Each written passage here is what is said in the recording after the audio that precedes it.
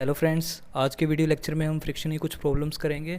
तो फ्रिक्शन की problem start करने से पहले हम थोड़ा सा फ्रिक्शन के बारे में देख लेते हैं जल्दी से, और फिर न्यूमेरिकल्स की तरफ बढ़ेंगे। तो सबसे पहले देखेंगे कि जो फ्रिक्शन है वो फ्रिक्शन एक डिसिपेटिव फोर्स है, और वो हमेशा ही क्या करेगा, रिलेटिव मोशन को अपोज करेगा या टेंडेंसी ऑफ रिलेटिव मोशन को अपोज करेगा। तो ये इसकी डेफिनेशन है, रिलेटिव मोशन या टेंडेंसी ऑफ रिलेटिव मोशन। इसको देखेंगे हम, ठीक है। तो जैसे हमारे पास कोई ब्लॉक सिस्टम है ए और बी का, ए पे मैंने फोर्स लगाया एफ राइट हैंड साइड में, तो इसके अंदर क्या फ्रिक्शन की डेफिनेशन है, रिलेटिव मोशन को अपोज करेगा। तो ए का relative motion with respect to B किस साइड है, राइट हैंड साइड, तो अपोज मतलब लेफ्ट हैंड साइड। तो ए पे जो फोर्स लगेगा वो लेफ्ट हैंड साइड लगेगा, ठीक है। और फ्रिक्शनल फोर्स एक कॉन्टैक्ट फोर्स है। कौन सा फोर्स है, कॉन्टैक्ट फोर्स है। तो इन दोनों कोई कॉन्टैक्ट है वहीं लगेगा, तो मैंने इसको ऊपर शो कर दिया, लेकिन ये कॉन्टैक्ट पे लगेगा, ठीक है।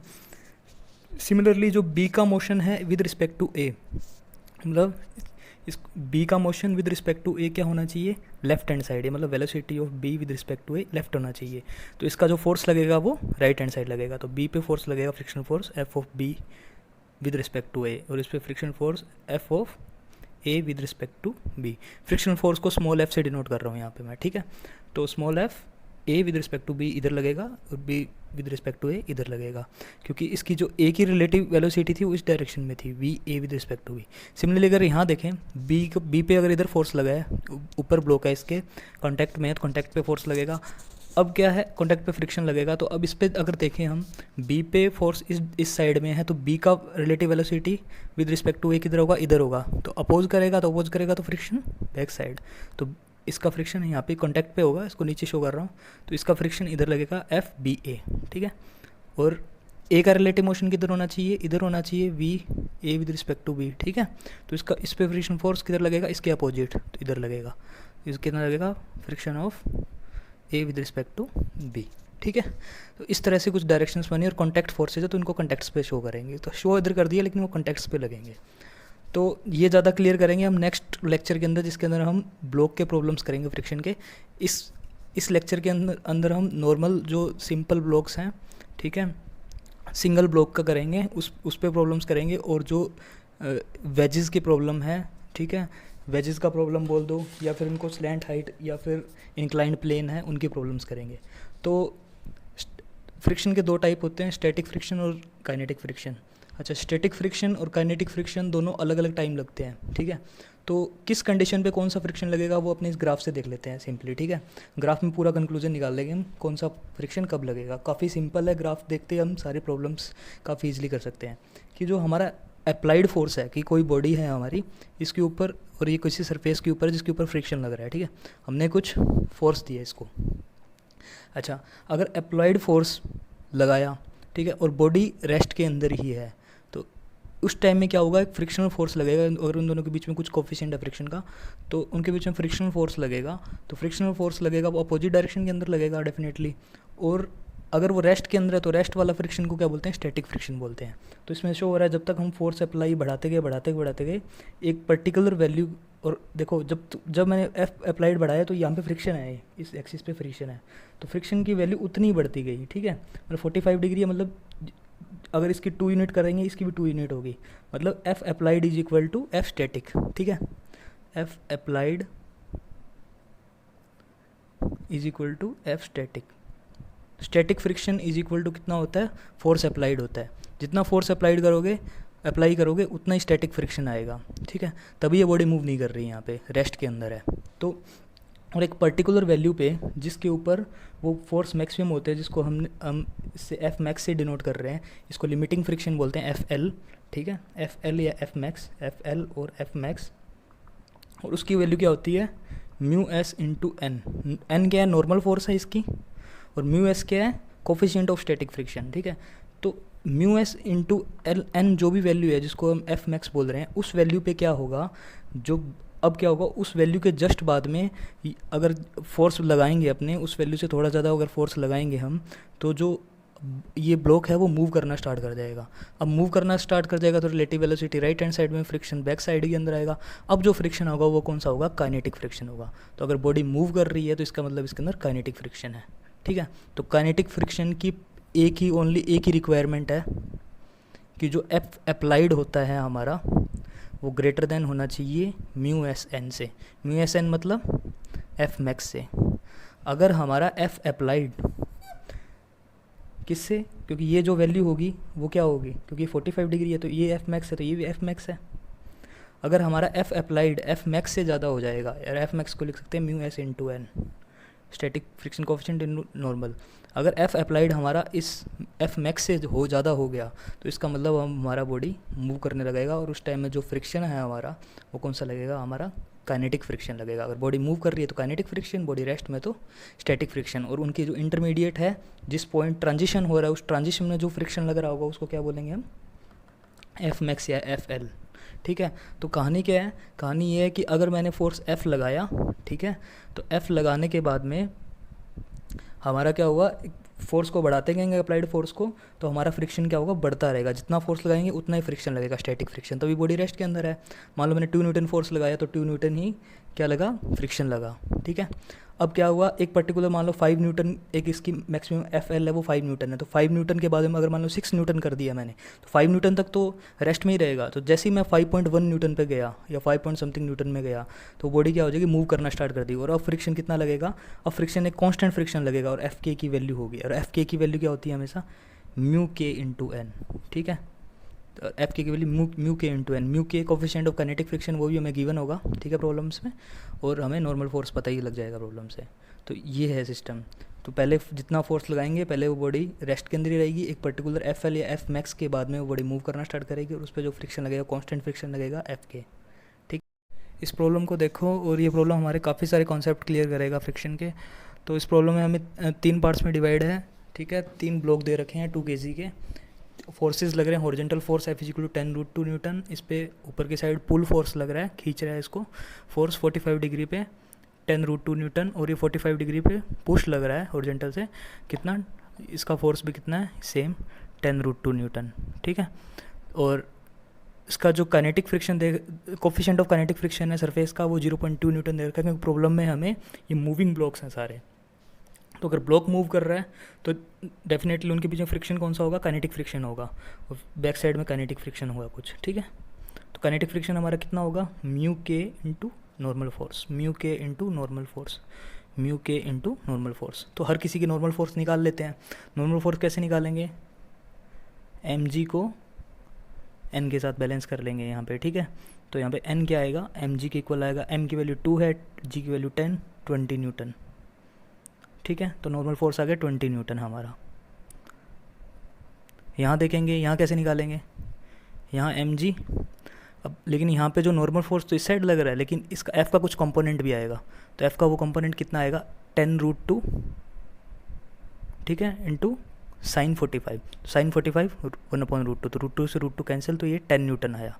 और नीचे एम जी कितना लग रहा है हमारा, यहाँ से निकला था 20 न्यूटन। ठीक है, तो फोर्सेस को बैलेंस कराएंगे तो कितना आएगा, ऊपर की साइड फोर्स क्या लग रही है, एन, दूसरी 10 न्यूटन। ठीक है, एन नॉर्मल फोर्स है यहाँ पे। ठीक है, ये 10 न्यूटन है। ठीक है, 10 से डिनोट कर देते हैं इसको, ये 20 न्यूटन है। तो एन यहाँ से कितना निकल गएगा, 20 - 10, एन हमारा 10 न्यूटन निकल गया। ठीक है, यहाँ पे 20 न्यूटन निकल गया। अच्छा, यहाँ भी बैलेंस करवाएंगे। अच्छा, फोर्स नीचे की साइड लग रहा है तो इसका कंपोनेंट नीचे की साइड आएगा। ठीक है, नॉर्मल फोर्स ऊपर की साइड आएगा। कंपोनेंट कितना आएगा 10 का, ये कंपोनेंट कितना, साइन 45, तो साइन 45 1/√, सिमिलरली ये 10 न्यूटन ही आएगा। ठीक है, नीचे एम जी लगी रहा है तो एम जी कितना है, 20 न्यूटन है। फोर्सेस बैलेंस कराएंगे तो 10 = 10 नीचे लग रहा है, 20 भी नीचे लग रहा है, तो 10 + 20 = ऊपर की साइड नॉर्मल लग रहा है, तो नॉर्मल आएगा 30 न्यूटन। ठीक है, तो यहाँ नॉर्मल 30 न्यूटन आया, यहाँ नॉर्मल 10 न्यूटन आया, और यहाँ नॉर्मल 20 न्यूटन आया। तो एक चीज़ नोटिस कर रहे हो कि नॉर्मल फोर्स पुल के अंदर सेम फोर्स, नॉर्मल जो सेम फोर्स है तीनों में 10√2 न्यूटन, और नॉर्मल वाला जो फोर्स जो नॉर्मल है तीनों के अंदर, वो जो पुश वाला है उसका नॉर्मल ज़्यादा आ रहा है, पुल का नॉर्मल कम आ रहा है, और जो हॉरिजॉन्टल वाले का उसका इन दोनों के इंटरमीडिएट आ रहा है। ठीक है, सेम वैल्यूज़ के ऊपर।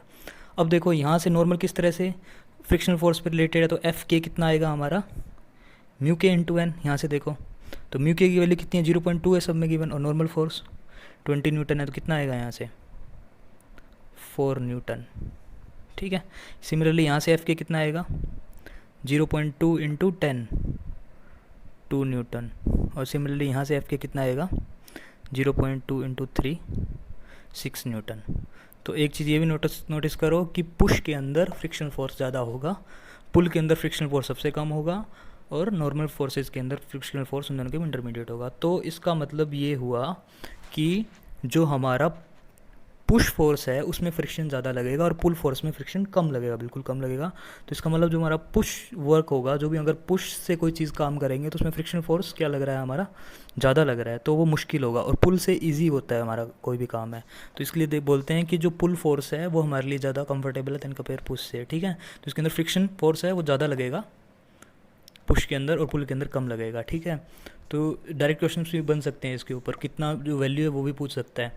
अच्छा, दूसरे पार्ट में अगर हमसे एक्सीलरेशन पूछे तीनों के कॉरस्पॉन्डिंग, क्योंकि तीनों मूव कर रहे हैं तो तीनों का एक्सीलरेशन मान लेते हैं। अगर ए है, इसका एक्सीलरेशन ए है और इसका एक्सीलरेशन ए है, A1 A2 A3 बोल देते हैं, ठीक है। तो कितना आएगा इसका m इंटू A1, कितना मास इंटू एक्सीलरेशन, कितना है टोटल नेट फोर्स, ठीक है। और यहाँ पे टोटल नेट फोर्स कितना है, F का इधर वाला कंपोनेंट कितना आएगा यहाँ पे 10√2 cos 45 साथ में, ठीक है। तो cos 45 कितना आ जाएगा 1/√2, तो ये 10 न्यूटन ही आएगा, ठीक है। तो यहाँ से कितना आएगा 10 न्यूटन इधर लग रहा है टोटल, ठीक है। और फ्रिक्शनल फोर्स कितना लग रहा है μn लग रहा है इधर, ठीक है। तो यहाँ पे देखेंगे फोर्सेस बैलेंस कराएंगे तो फोर्सेस यहाँ पे 10√2 इधर लग रहा है और म्यू फ्रिक्शनल फोर्स भी लग रहा है इधर नेगेटिव डायरेक्शन में, तो Fk भी आएगा यहाँ पे। यहाँ पे कितना आएगा 10 न्यूटन इधर लग रहा है minus Fk is equal to mass into acceleration. यहाँ पे इधर कितना लग रहा है फोर्स है, अगर इस फोर्स को एक्सटेंड करें और इसका इधर वाला कंपोनेंट ले कॉस कंपोनेंट, तो कॉस कंपोनेंट लेंगे तो कितना आएगा, इसका भी सेम 10 ही आएगा, ये वाला कंपोनेंट है 10 आएगा।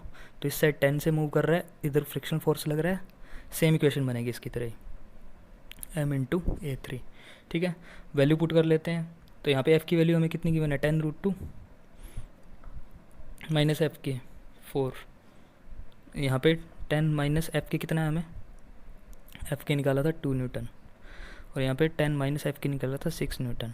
मास कितना है 2 गिवन है सबका, 2A1 is equal to 2A2 is equal to 2A3।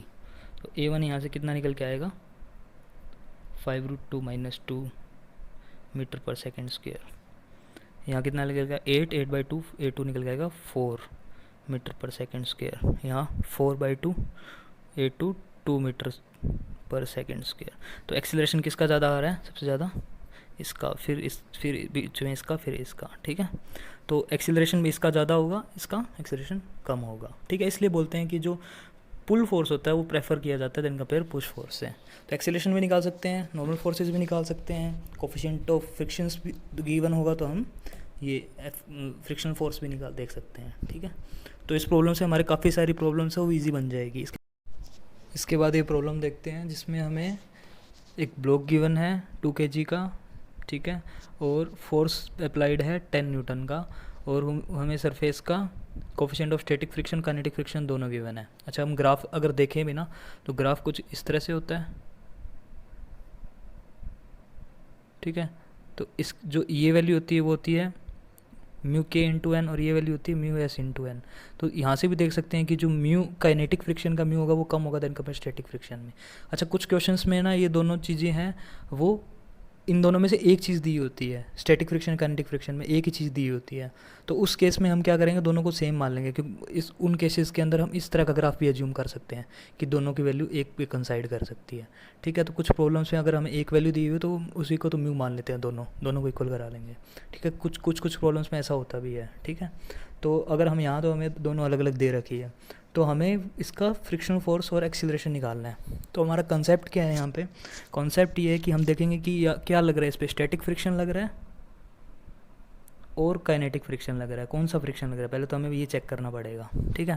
अगर स्टैटिक फ्रिक्शन लग रहा है तो फ्रिक्शनल फोर्स को फोर्स अप्लाइड के इक्वल कर देंगे, और काइनेटिक फ्रिक्शन लग रहा है तो फ्रिक्शनल फोर्स को हम किसके इक्वल कर देंगे, म्यू के इंटू एन के इक्वल कर देंगे, ठीक है। तो चेक करेंगे कौन सा फ्रिक्शन लग रहा है। तो चेक कैसे करेंगे, अगर हमारा एफ अप्लाइड ग्रेटर देन हो जाता है एफ लिमिटिंग या एफ मैक्स से, और एफ मैक्स की वैल्यू कितनी होती है mu into N, mu of static into N. तो म्यू एस एन से अगर हमारी एफ अप्लाइड ज़्यादा होगी तो उस केस के अंदर हमारा कौन सा फ्रिक्शन होगा, काइनेटिक फ्रिक्शन होगा, और अदरवाइज़ क्या होगा, स्टैटिक फ्रिक्शन होगा। तो ये काफ़ी इंपॉर्टेंट चीज़ है कि एफ अप्लाइड को अगर एफ मैक्स से, एफ मैक्स की वैल्यू क्या होती है म्यू एस इंटू एन, अगर इससे ज़्यादा हो गया तो इसका मतलब हमारा जो फ्रिक्शन है वो काइनेटिक फ्रिक्शन है, ठीक है। तो अब देखेंगे, ये चीज़ चेक करते हैं। तो म्यू एस तो हमें गिवन है 0.3, नॉर्मल रिएक्शन निकाल लेते हैं। तो 2 kg है तो यहाँ पे कितना लगेगा, 2 इंटू जी की वैल्यू 10, तो 20 न्यूटन नीचे ग्रेविटी फोर्स लगेगा। तो नॉर्मल फोर्स से बैलेंस कराएंगे तो एन की वैल्यू कितनी आएगी, 20 न्यूटन, ठीक है। और एफ, यहाँ से फिर एफ ये निकालेंगे, एफ मैक्स। एफ मैक्स की वैल्यू कितनी होती है, mu S into N. Mu S की वैल्यू कितनी है, 0.3, नॉर्मल फोर्स 20 न्यूटन, तो कितना निकल जाएगा, 6 न्यूटन। तो एफ मैक्स कितना निकल गया है हमारा, 6 न्यूटन, क्योंकि हमारा एफ अप्लाइड कितना है हमारे पास, एफ अप्लाइड है हमारा 10 न्यूटन। तो हमारा एफ अप्लाइड ग्रेटर देन है हमारा 6 न्यूटन से। तो इसका मतलब एफ अप्लाइड अगर हमारा एफ मैक्स से ज़्यादा है तो इसका मतलब यहाँ पे जो फ्रिक्शन हो रहा है वो कौन सा फ्रिक्शन हो रहा है, काइनेटिक फ्रिक्शन। काइनेटिक फ्रिक्शन लग रहा है, तो काइनेटिक फ्रिक्शन के केस में क्या होगा, ये ब्लॉक है तो काइनेटिक फ्रिक्शन में बैक साइड लगेगा यहाँ पे एफ के, ठीक है। और इस साइड जो फोर्स है वो कितना है, हमारा 10 न्यूटन गिवन है, ठीक है। तो करंट, और ऐसा कुछ होगा तो एक्सीलरेशन इस साइड है, तो यहाँ से बैलेंस करवाएंगे तो कितना आएगा, इसका मास m है तो M A is equal to क्या होगा, इस साइड डायरेक्शन में तो ये वाला फोर्स डेफिनेटली ज़्यादा होगा, कितना f माइनस किससे, एफ के से, ठीक है। तो इसको सोल्व कर लेंगे तो m की वैल्यू कितनी है 2, तो 2a is equal to force की वैल्यू 10 न्यूटन माइनस, और एफ के की वैल्यू हमारी कितनी है, अच्छा एफ के अब अलग होगा यहाँ से, एफ के की वैल्यू क्या होती है, म्यू के इंटू एन। ये ध्यान रखना कि जब ये तो हमारा चेक करने के लिए था, चेक करने के बाद में जो हमारा फ्रिक्शन फोर्स कितना लगेगा, म्यू के लगेगा, ठीक है। तो म्यू के क्या आएगा, म्यू के इंटू एन आएगा। तो म्यू के इंटू एन कैसे निकलेगा, म्यू के की वैल्यू कितनी है 0.2 और एन की वैल्यू कितनी है 20, तो हमारा फ्रिक्शनल फोर्स कितना लगा 4 न्यूटन, ठीक है। तो ये वैल्यू यहाँ पुट करेंगे 4 न्यूटन, तो 4 न्यूटन कितना आएगा 6, तो 2a इज इक्वल टू 6, तो a की वैल्यू 3 मीटर पर सेकेंड स्क्वायर। तो हमारा एक्सीलरेशन होगा ब्लॉक का वो 3 मीटर पर सेकेंड स्क्वायर का होगा, ठीक है। तो दोनों चीज़ें निकल गई हमारी। तो इन प्रॉब्लम्स में क्या देखना है हमें, स्टैटिक और काइनेटिक फ्रिक्शन कोफिशिएंट गिवन है, तो हमें चेक करना है कि कौन सा फ्रिक्शन है दोनों में से। कैसे चेक करेंगे, अगर हमारा एफ अप्लाइड देखेंगे, अगर एफ अप्लाइड हमारा एफ मैक्स से ज़्यादा हो जाए, एफ लिमिटिंग से ज़्यादा हो जाए, ठीक है, तो एफ उसका वैल्यू कितना, म्यू एस इंटू एन। तो पहले म्यू एस एन निकालेंगे, तो म्यू एस एन निकाला हमने, कितना आया हमारा 6 न्यूटन आया, ठीक है। देखा कि एफ अप्लाइड हमारा 10 न्यूटन था, 10 न्यूटन 6 न्यूटन से ज़्यादा है, तो इसलिए हमारा काइनेटिक फ्रिक्शन लगेगा, और काइनेटिक फ्रिक्शन की वैल्यू कितनी होगी, म्यू के इंटू एन, ठीक है। तो काइनेटिक फ्रिक्शन की वैल्यू हमने निकाली, यहाँ पे कितनी आई 0.2 गिवन था इंटू 20, जो नॉर्मल फोर्स था, तो 4 न्यूटन आई 4। तो फिर यहाँ पे क्या हुआ, इस हॉरिजॉन्टल डायरेक्शन में एक्सीलरेशन की इक्वेशन लगा ली, तो एक्सीलरेशन वहाँ से निकल के आ गया, ठीक है। ये प्रॉब्लम देखो काफ़ी सिंपल प्रॉब्लम है। इसके अंदर मास एम ब्लॉक का हमें वेलोसिटी गिवन है वी नोट इस साइड के अंदर, ठीक है। तो वी नोट वेलोसिटी से साइड मूव कर रहा है, तो मूव कर रहा है इसका मतलब कौन सा फ्रिक्शन लगेगा, मूव कर रहा है ब्लॉक, इसका मतलब हमारा काइनेटिक फ्रिक्शन लगेगा। तो इस साइड काइनेटिक फ्रिक्शन लगेगा एफ के, ठीक है। फोर्स लग रहा है, इसका मतलब कोई ज़रूरी नहीं है कि काइनेटिक फ्रिक्शन लगे। फोर्स से चेक करेंगे हम कि वो फोर्स कितना लग रहा है, लिमिटिंग फोर्स से कम लग रहा है कि ज़्यादा लग रहा है। अगर वो फोर्स लिमिटिंग फोर्स से ज़्यादा लग रहा है तो काइनेटिक फ्रिक्शन, और कम लग रहा है तो स्टैटिक फ्रिक्शन है। लेकिन हमें गिवन ही है कि इस साइड वेलोसिटी है, इस साइड मूव कर रहा है, तो मूव कर रहा है तो डेफिनेटली काइनेटिक फ्रिक्शन लगेगा एफ के, ठीक है। जिसका हमें कोफिशिएंट गिवन है म्यू के इंटू कितना होगा, नॉर्मल फोर्स। अच्छा, तो ये अगर एम जी लग रहा है, ऊपर एन लग रहा है, तो एन कितना आएगा एम जी, ठीक है। तो यहाँ से एफ के कितना आ जाएगा, mu into N, mu K into N, तो म्यू के एम जी, ठीक है। तो यहाँ से जो हमारा एफ के निकल के आया, म्यू के इंटू एम जी निकल के आया, ठीक है। तो अब देखेंगे कि हमारा अगर वेलोसिटी, इनिशियल वेलोसिटी हमारा वी नोट इस साइड है, तो किस टाइम के ऊपर ये स्टॉप कर जाएगा, ये हमें क्वेश्चन में पूछा गया है, ठीक है। किस टाइम पे रुक जाएगा, तो हमारा काइनेमेटिक्स का पूरा प्रॉब्लम है। इनिशियल वेलोसिटी हमारा कितना है वी नोट, फाइनल वेलोसिटी कितना है हमारा, स्टॉप कर जाए मतलब फाइनल वेलोसिटी 0, ठीक है। और उसके बाद में हमें क्या दे रखा है, एक्सीलरेशन, क्योंकि इस साइड मूव कर रहा है और फोर्स इस साइड लग रहा है, तो फोर्स एफ के लग रहा है ना, तो एक्सीलरेशन निकाल लेंगे। एक्सीलरेशन कितना होता है, एफ के बाई एम आएगा, तो कितना है म्यू के इंटू एम जी है ना, तो बाई एम से डिवाइड कर देंगे तो कितना आएगा, म्यू के इंटू जी। तो एक्सीलरेशन कितना इधर लग रहा है, वी नॉट इस साइड है, तो एफ एक्सीलरेशन नेगेटिव में लग रहा है, नेगेटिव म्यू के इंटू जी, ठीक है। तो यहाँ से हम काइनेमेटिक्स की इक्वेशन लगा लेंगे, क्या कौन सी equation, v is equal to U plus A T, ठीक है। तो ये इक्वेशन लगा लेंगे तो यहाँ से हमारा टाइम पीरियड निकल जाएगा। ए भी है हमारे पास में, u की वैल्यू कितनी है हमारी v नॉट, तो v naught minus mu K into G is equal to, ठीक है, फाइनल वेलोसिटी हमारी 0, तो v नॉट कितनी आएगी म्यू के इंटू जी, ठीक है, इंटू टाइम पीरियड t, ठीक है। और तो यहाँ से टाइम पीरियड आ जाएगा हमारा v not upon mu K into जी, ठीक है। हमारा टाइम पीरियड निकल के आया। सिमिलरली हम और चीज़ें भी निकाल सकते हैं इससे। हमें पूछता कि कितनी डिस्टेंस के बाद में रुक जाएगा, तो कितनी डिस्टेंस पूछ लेता, कितने डिस्प्लेसमेंट के बाद रुक जाएगा, तो हमारे ये इक्वेशन लगा लेते हैं, V square minus U square is equal to 2as, ठीक है। वी यू क्या है, वी ए यू ए है, ठीक है, कन्फ्यूज़ मत होना, ये वी नॉट है वेलोसिटीज़ का कॉन्स्टेंट, ठीक है। तो V square minus U square is equal 2s लगाए तो यहाँ से s निकल के आ जाएगा हमारा। तो इस तरह से काइनेमेटिक्स के क्वेश्चन लगा के हमें कोई भी क्वेश्चन पूछे तो हम नॉर्मली कर सकते हैं यहाँ से। कभी कभी हम प्रॉब्लम्स में एंगल ऑफ फ्रिक्शन दिया होता है, तो एंगल ऑफ फ्रिक्शन जल्दी से देख लो क्या होता है कि जो नॉर्मल फोर्स और एफ मैक्स है, एफ मैक्स मतलब लिमिटिंग फोर्स, उन दोनों का जो रिजल्टेंट होता है आर, ये आर एक्चुअली एन और एफ मैक्स क्या होते हैं, कॉन्टैक्ट फोर्सेज होते हैं। तो कॉन्टैक्ट फोर्सेज का जो रिजल्टेंट होता है वो नॉर्मल के साथ कितना एंगल बना रहा है, उसी को बोलते हैं एंगल ऑफ फ्रिक्शन, ठीक है। तो थीटा एफ भी बोल देते हैं इसको। जो टेन थीटा यहाँ से निकल के क्या आएगा, F max upon N. F max को कितना लिख सकते हैं, mu S into N divide by N, N N से कैंसिल, तो यहाँ से क्या निकल के आएगा, tan theta is equal to mu S, ठीक है। तो मान लो अगर हमें एंगल ऑफ फ्रिक्शन गिवन हो तो म्यू एस वहाँ से निकाल सकते हैं, ठीक है। प्रॉब्लम्स में म्यू के भी अगर नहीं दे रखा हो, तो कुछ प्रॉब्लम्स में मैंने बोला भी था अगर म्यू के ना गिवन हो तो वहाँ mu K is equal to mu S ले लेते हैं, अगर नहीं गिवन है अलग से। तो अगर हमें एंगल ऑफ फ्रिक्शन गिवन है तो हम म्यू एस म्यू के निकाल सकते हैं, वहाँ से म्यू एस निकाल सकते हैं, ठीक है। तो कोफिशिएंट ऑफ स्टैटिक फ्रिक्शन निकाल सकते हैं, ठीक है। और उल्टा हो, अगर हमें कोफिशिएंट ऑफ स्टैटिक फ्रिक्शन दे रखा हो और एंगल ऑफ फ्रिक्शन पूछा हो तो एंगल ऑफ फ्रिक्शन भी वहाँ से इस रिलेशन से निकाल सकते हैं, ठीक है। तो कभी कभी प्रॉब्लम्स में एंगल ऑफ फ्रिक्शन की बात कर लेते हो। अब हम टाइप 2 प्रॉब्लम्स देखते हैं इंक्लाइंड प्लेन की। तो अब तक हमने टाइप 1 प्रॉब्लम्स देखी, जो हॉरिजॉन्टल प्लेन था उनके अंदर ब्लॉक और प्लेन के बीच में जो फ्रिक्शन लग रहा था। अब हम इंक्लाइंड प्लेन का उस ब्लॉक के साथ फ्रिक्शन है वो देखेंगे। तो एक चीज़ सोच रही हूँ कि अगर इंक्लाइन प्लेन है, अगर थीटा एंगल के ऊपर है, तो थीटा एंगल पे अगर ब्लॉक है तो ये नीचे मूव नहीं करेगा, धीरे धीरे अगर कम एंगल है, अगर धीरे धीरे एंगल को बढ़ाएंगे, हम धीरे धीरे बढ़ाएंगे तो ब्लॉक नीचे आने स्टार्ट करेगा। तो एक ऐसा एंगल आएगा जिस पे ब्लॉक नीचे की तरफ आएगा, तो ब्लॉक मूव करेगा, तो उस एंगल पे ब्लॉक मूव करेगा, तो उस एंगल के ऊपर ब्लॉक के अंदर काइनेटिक फ्रिक्शन आएगा, जस्ट काइनेटिक फ्रिक्शन आएगा। मतलब अगर हम ग्राफ देखें तो अगर देखा था हमने एफ अप्लाइड, ठीक है, का फ्रिक्शन के साथ में बढ़ा और इस पॉइंट के बाद में क्या हुआ, काइनेटिक फ्रिक्शन आया। तो इस पॉइंट के ऊपर जो भी थीटा आ रहा है, ठीक है, उसको हम बोलते हैं theta are, angle of Repos, ठीक है।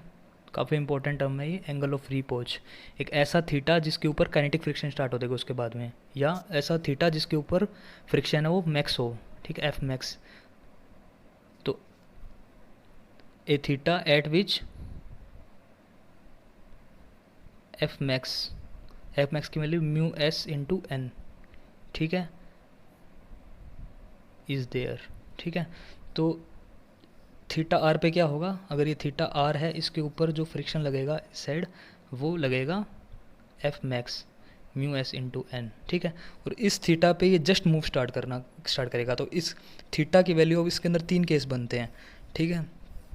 ये ध्यान रखना कि जो हमारा थीटा आर, अगर हमारा जो भी जनरल थीटा है, अगर वो थीटा आर से कम है तो हमारा ये ब्लॉक मूव नहीं करेगा। ब्लॉक मूव नहीं करेगा मतलब वो क्या होगा, स्टैटिक फ्रिक्शन होगा, लगेगा इसमें।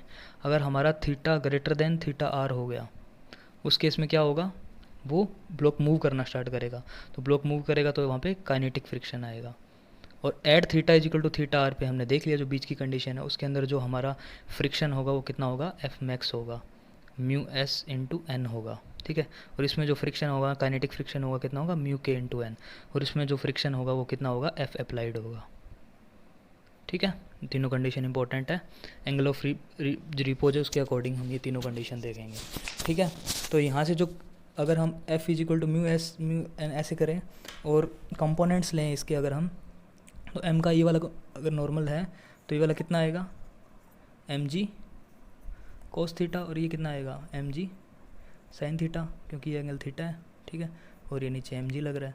तो अगर हम ये वाले कंपोनेंट देखें, प्लेन वाले कंपोनेंट, तो ये कितना आएगा, एम जी साइन थीटा, ठीक है। तो आर के केस में थीटा आर हो जाएगा, और इसको F is equal to mu S into N से इक्वेट कराना है। तो mu S is equal to, और एन की वैल्यू कितनी है यहाँ पे, नॉर्मल फोर्स की value M G cos theta है, तो एम जी कोस थीटा के इक्वल कराया, क्योंकि यहाँ से जो इक्वेशन आ रही है N is equal to M G cos theta आ रहा है, ठीक है।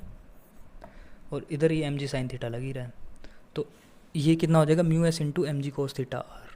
तो इन दोनों को इक्वेट कराएंगे तो वहाँ से निकल के आएगा हमारा tan theta R is equal to mu S. ये काफ़ी इंपॉर्टेंट रिजल्ट है। अगर हमें अगर क्वेश्चन के अंदर एंगल ऑफ रिपोज दे रखा है तो हम वहाँ से स्टैटिक फ्रिक्शन कोफिशिएंट निकाल सकते हैं। ये सेम वैसा ही है जैसा हमने एंगल ऑफ फ्रिक्शन में देखा था। एंगल ऑफ फ्रिक्शन में अगर हम वैसे ही निकाल सकते हैं स्टैटिक फ्रिक्शन कोफिशिएंट, वैसे अगर हमें एंगल ऑफ रिपोज दे रखा है तो वहाँ से स्टैटिक फ्रिक्शन कोफिशिएंट निकाल सकते हैं, ठीक है। ये चीज़ ध्यान रखना। दूसरी चीज़ ये, जैसे ही हमारा थीटा आर अगर हमें गिवन हो या हमें म्यू एस गिवन हो तो वहाँ से थीटा आर निकाल लेंगे। फिर तीनों कंडीशन देख लेंगे कि कौन सी कंडीशन हमारी होगी। थीटा अगर लेस देन थीटा आ रहा है तो हमारा स्टैटिक फ्रिक्शन होगा, थीटा ग्रेटर देन थीटा आ रहा है तो काइनेटिक फ्रिक्शन होगा, और ये वाली कंडीशन हो तो वो जस्ट मूव करना स्टार्ट करेगा, ठीक है। तो ये काफ़ी इंपॉर्टेंट रिजल्ट है, इससे ये तीनों केस हमारे देखेंगे, ठीक है। उससे काफ़ी सारी प्रॉब्लम्स भी सॉल्व करेंगे हम। अच्छा, ये प्रॉब्लम देखते हैं हम। तो इसके अंदर हमें मास एम ब्लॉक है 45 डिग्री पे है, और हमें म्यू दे रखा है, और हमें एक्सीलरेशन निकालना है इसका मास ब्लॉक एम का, ठीक है। तो इसके अंदर काइनेटिक फ्रिक्शन होगा, स्टैटिक फ्रिक्शन होगा, वो हम किससे निकालेंगे, एंगल ऑफ रिपोज से निकालेंगे। अच्छा, एक चीज़ यहाँ ध्यान रखना है, हमें म्यू गिवन है ओनली हमें। तो मैंने ये बताया था कि अगर हमें म्यू गिवन है तो उस केस में हम म्यू के और म्यू एस को सेम ले लेंगे 0.75, ठीक है। 0.75 मतलब 3/4। अच्छा, तो एंगल ऑफ रिपोज कैसे निकालेंगे, वो निकालेंगे tan theta R is equal to mu S की वैल्यू कितनी है 3/4 टेन थीटा आर। तो टेन थीटा आर अगर मैथमेटिकली देखें हम, ग्राफ ऐसे इस तरह बनता है ना, अगर यहाँ पे 3 है, यहाँ पे 4 है, ये 5 होगा तो एंगल 37 डिग्री होगा। अनदर कुछ इस तरह से भी देख सकते हो, अगर ये 3 है, ये 4 है, ये 53 डिग्री होता है, ठीक है। हमें ये वाला केस देखना है ना कि ये 3 है, ये 4 है, टेन थीटा, तो 37 डिग्री होगा, है ना। तो 37 डिग्री आया हमारा थीटा आर। तो हमारा थीटा आर कितना निकल गया, 37 डिग्री, और हमें थीटा कितना गिवन है 45 डिग्री। तो हमारा केस कौन सा बना, theta greater than theta R वाला, और उस केस में क्या होगा, काइनेटिक फ्रिक्शन लगेगा, ठीक है। तो काइनेटिक फ्रिक्शन किस डायरेक्शन में होगा, इस डायरेक्शन में होगा एफ के।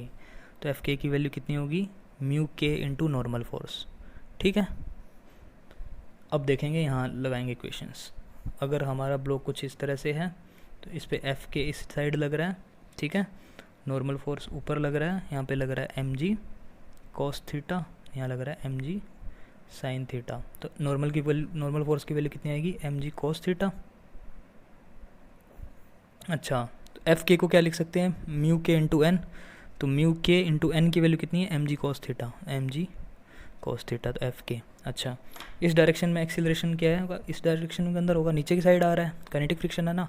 तो इस डायरेक्शन के अंदर इक्वेशन लगा लेंगे, क्या इक्वेशन निकल के आएगी यहाँ से, मास इंटू एक्सेलरेशन है ना। तो नीचे की साइड है तो कौन सा फोर्स ज़्यादा है, M G sine theta force ज़्यादा है।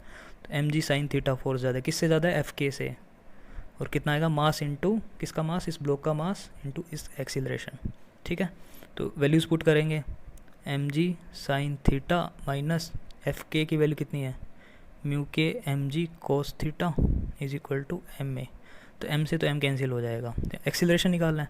तो एक्सीलरेशन निकल के आएगा जी साइन थीटा माइनस म्यू के cos theta.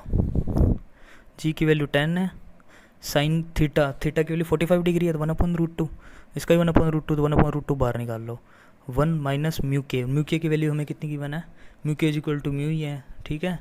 Mu K is equal to mu S ही है, तो 3/4 लिया, तो 3/4 ये हमारा फाइनल रिजल्ट आ जाएगा एक्सीलरेशन का, ठीक है। तो इन प्रॉब्लम्स के अंदर हम इस तरह से कुछ प्रॉब्लम्स को सोल्व करना है। हमारा कंसेप्ट यही है कि हमें एंगल ऑफ रिपोज निकालना है, ठीक है। फिर देखना है कि हमारा थीटा एंगल ऑफ रिपोज से कम है ज़्यादा है, तो यहाँ पे ज़्यादा है तो काइनेटिक फ्रिक्शन की value mu K into N होती है। फिर यहाँ पे इस इक्वेशन लगा लेंगे, ठीक है, इस डायरेक्शन के अंदर, प्लेन वाली डायरेक्शन के अंदर। तो इक्वेशन लगाएंगे तो वहाँ से एक्सीलरेशन निकल के आ जाएगा। इसके बाद ये प्रॉब्लम देखते हैं जिसमें हमें 37 डिग्री इंक्लाइन प्लेन पे 4 kg का ब्लॉक है, एफ फोर्स हमें 10 न्यूटन दिख रहा है ऊपर साइड में, और म्यू एस और म्यू के 0.4 0.3 गिवन है, हमें एक्सीलरेशन निकालना है। तो सेम रिपोज वाले एंगल निकालेंगे, एंगल ऑफ रिपोज, तो थीटा आर कितना आएगा हमारा, tan theta R mu S के बराबर। तो म्यू एस की वैल्यू कितनी है, 0.4। लेकिन देखेंगे कि टेन की 0.4 वैल्यू किस एंगल पे आती है, ये निकालना काफ़ी मुश्किल है, क्योंकि लास्ट प्रॉब्लम में हमें 1037 पे आ गया था 0.75 समथिंग।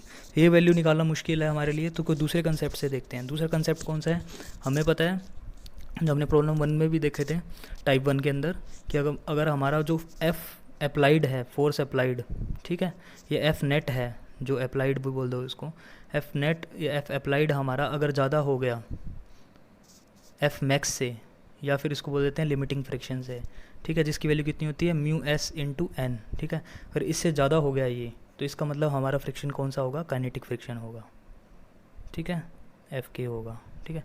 तो ये चेक करते हैं कि ज़्यादा है कम है, अगर कम हुआ तो हमारा स्टैटिक फ्रिक्शन होगा।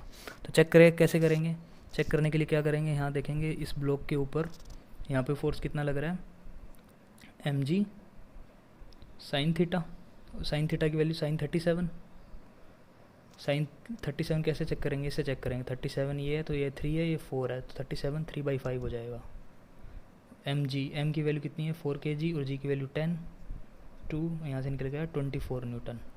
तो नीचे की साइड फोर्स है वो हमारा कितना आ रहा है 24 न्यूटन, ठीक है। नॉर्मल रिएक्शन देखते हैं, एन इज इक्वल टू ये कितना हो जाएगा एम जी कोस थीटा, तो नॉर्मल निकल के आएगा हमारा M G cos theta 10 into 4 into cos theta की वैल्यू 4/5, तो यहाँ से निकल के आएगा हमारा 32 न्यूटन। तो इसका मतलब जो हमारा नॉर्मल फोर्स है वो कितना है 32 न्यूटन निकल के आ रहा है, ठीक है। और बैकवर्ड फोर्स में 10 न्यूटन गिवन ही है, तो नेट इस ब्लॉक के ऊपर जो फोर्स आ रहा है, एक तो ये 24 न्यूटन है और इस साइड 10 न्यूटन है। तो नेट एफ कितना आ रहा है हमारे पास, एफ अप्लाइड 24 माइनस 10, नीचे की साइड 14 न्यूटन आ रहा है, ठीक है। अब निकालेंगे हम एफ मैक्स यहाँ से, तो एफ मैक्स कैसे निकालेंगे, एफ मैक्स निकालेंगे हम म्यू एस इंटू एन से। म्यू एस गिवन है हमें 0.4 और नॉर्मल फोर्स हमारा कितना निकल गया 32 न्यूटन, ठीक है। 4 2 जा 8, 4 ये आएगा 12.8 न्यूटन। तो अब देखेंगे ये एफ अप्लाइड है हमारा, वो कितना निकल के आया है हमारा 14 न्यूटन, और एफ मैक्स हमारा कितना निकल के आया है 12.8। तो डेफिनेटली ये ज़्यादा है इससे, तो ये ज़्यादा है, इसका मतलब हमारा फ्रिक्शन कैसा होगा, काइनेटिक फ्रिक्शन होगा। तो अब हमारा अगर काइनेटिक फ्रिक्शन लगेगा इसके ऊपर, तो इस प्रॉब्लम को आराम से सोल्व कर सकते हैं। तो काइनेटिक फ्रिक्शन लगेगा इस ब्लॉक के ऊपर, तो यहाँ एफ के लग रहा है और एफ अप्लाइड हमें दे ही रखा है 10 न्यूटन, ठीक है, एफ इज इक्वल टू, और यहाँ हमें 24 न्यूटन गिवन ही है, ठीक है। और नेट एक्सीलरेशन इस डायरेक्शन के अंदर है, तो इक्वेशन लगाएंगे M A is equal to net नीचे का फोर्स कितना है 24 न्यूटन, ठीक है, माइनस 10 न्यूटन माइनस एफ के, ठीक है। तो 24 न्यूटन माइनस 10 माइनस एफ के कैसे निकाल सकते हैं, एफ के निकालेंगे म्यू के इंटू एन, और म्यू के की वैल्यू कितनी है 0.3 की बना है हमें, ये देखो 0.3 इंटू एन की वैल्यू 32, ठीक है। तो कितना आएगा 0.96, ठीक है। तो ये हमारा निकल के आएगा 24 माइनस 9.6 आएगा, ठीक है, 19.6 एम ए, ठीक है। और ये हमारा कितना निकल के आएगा 4.4, और मास हमें 4 गिवन है, तो एक्सीलरेशन आ जाएगा 4.4 डिवाइड बाय 1.1 मीटर पर सेकेंड स्क्वायर, ठीक है। तो इस तरह से हमारा एक्सीलरेशन आएगा 1.1 मीटर स्क्वायर, ठीक है। तो इन प्रॉब्लम से हमने क्या देखा कि हमारा जो एंगल ऑफ रिपोज निकालना यहाँ मुश्किल था, निकाल लेते तो हम देख लेते कि एंगल ऑफ रिपोज इससे कम है या ज़्यादा है। अगर ये एंगल ऑफ रिपोज से ज़्यादा होता तो हमारा काइनेटिक फ्रिक्शन लगाते, फिर डायरेक्ट हम यहीं से सोल्व कर लेते इसको, लेकिन यहाँ से सोल्व नहीं कर सकते अब डायरेक्ट, क्योंकि हमें जो ये एंगल था उसका डायरेक्ट थीटा आर निकालना मुश्किल था, ठीक है। लास्ट प्रॉब्लम में तो वो 37 निकल के आ गया था। अब तो इस प्रॉब्लम को फिर जो हम टाइप 1 के अंदर देखते थे, एफ अप्लाइड ग्रेटर देन अगर एफ मैक्स से होगा तो भी हमारा काइनेटिक फ्रिक्शन होगा। तो इस चीज़ से हमने देखा एफ अप्लाइड निकाला, इसके ऊपर नेट अप्लाइड निकल के आया 14 न्यूटन, और एफ मैक्स निकाला म्यू एस इंटू एन से, वो 12.8 था। तो 14 न्यूटन हमारा है वो 12.8 से ज़्यादा है, तो इसका मतलब काइनेटिक फ्रिक्शन लगेगा। तो काइनेटिक फ्रिक्शन बैकवर्ड डायरेक्शन में लगेगा। काइनेटिक फ्रिक्शन की value mu K into N होगी। एफ हमें गिवन ही है 24 गिवन ही है, 24 minus 10 plus F K is equal to mass into acceleration वाली इक्वेशन लगाई, यहाँ से एक्सीलरेशन निकल के आ गया। आज के लेक्चर का लास्ट प्रॉब्लम है ये। तो इसके अंदर हमें फोर्स निकालना है एफ 5 kg ब्लॉक के ऊपर जो 45 डिग्री इंक्लाइन प्लेन पे है। तो हमें फोर्स निकालना है सच दैट ए पार्ट में पूछे कि ब्लॉक स्टेशनरी हो, बी पार्ट में पूछे कि वो ब्लॉक सच दैट कि block move downward with a constant velocity, और सी पार्ट में पूछे कि block move upward with a acceleration 2 metre पर सेकेंड स्क्वायर। ठीक है, तो ये होमवर्क प्रॉब्लम भी है, तो इसको आप खुद से सोल्व करना जितने कंसेप्ट पढ़ाए उनका यूज़ करके, और इसके जो आंसर्स है वो मेरे को कमेंट सेक्शन के अंदर ज़रूर देना। तो मैं हिंट दे देता हूँ कि जो ए पार्ट है कि सच दैट ये ब्लॉक स्टेशनरी रहे, तो स्टेशनरी रहेगी इसका मतलब ये है कि ये जो ब्लॉक है इस पर नीचे की साइड कितना फोर्स लग रहेगा, M G sine theta, theta की वैल्यू में 45 गिवन ही है, एम भी गिवन है, जी की वैल्यू 10। ठीक है, और सच दैट कि ये स्टेशनरी रहे। स्टेशनरी का मतलब जस्ट ये जो मूव कर रहा था जस्ट वहीं स्टॉप हो जाए, तो मतलब ये जो इसके ऊपर एफ मैक्स लग रहा होगा फ्रिक्शन। ठीक है, तो हमें एक एक्स्ट्रा फोर्स निकालना है, तो हमें एफ प्लस एफ मैक्स को इक्वेट करा देना है एम जी साइन थीटा के साथ में, तो यहाँ से हमारा एफ निकल के आ जाएगा। ठीक है, पहला हिंट ये है। दूसरे पार्ट के अंदर हमें क्या दे रखा है, ब्लॉक डाउनवर्ड मूव कर रहा है, तो डाउनवर्ड मूव कर रहा है मतलब इसमें काइनेटिक फ्रिक्शन लगेगा, तो अब इसमें एफ के का यूज़ करना। ठीक है, और यहाँ पे ये एम जी साइन थीटा ही रहेगा और यहाँ पे फोर्स एफ है ही, तो यहाँ पे इक्वेशन आएगी F plus F K is equal to M G sine theta. ये हिंट है दूसरा। थर्ड पार्ट के अंदर ब्लॉक अपवर्ड एक्सीलरेशन का मतलब एक्सीलरेशन है तो अपवर्ड मूवमेंट कर रहा है, तो इसमें भी काइनेटिक फ्रिक्शन है, लेकिन उसकी डायरेक्शन क्या होगी, फ्रिक्शन की डायरेक्शन ये होगी, तो यहाँ एफ के यूज़ करना है, यहाँ एफ यूज़ करना है, यहाँ M G sine theta use करना है, तो यहाँ इक्वेशन बनेगी M G sine theta plus F K is equal to F. तो ये तीनों के हिंट दे दिए मैंने, तो आप इसको खुद से सॉल्व करना, और इसके जो सॉल्यूशन आंसर्स हैं वो मेरे को कमेंट सेक्शन में ज़रूर मेंशन करके देना। ठीक है, तो अगले लेक्चर के अंदर हम इसी को फ्रिक्शन को ही कंटिन्यू करेंगे। तो आज हमने फ्रिक्शन के जो टाइप 1 और टाइप 2 प्रॉब्लम देखे, तो हमने इंक्लाइन जो प्लेन है उसके ऊपर और नॉर्मल जो प्लेन है उनके ऊपर देखें। नेक्स्ट क्लास में हम ब्लॉक के ऊपर ब्लॉक रख देंगे। ठीक है, रिलेटिव जो फ्रिक्शंस लगेंगे, काफ़ी कॉम्प्लिकेटेड प्रॉब्लम्स हैं, काफ़ी इंपॉर्टेंट प्रॉब्लम्स है, वो हम नेक्स्ट लेक्चर के अंदर ज़रूर देखेंगे। ठीक है, तो आप इसका सॉल्यूशन मुझे कमेंट सेक्शन में ज़रूर मेंशन करके देना।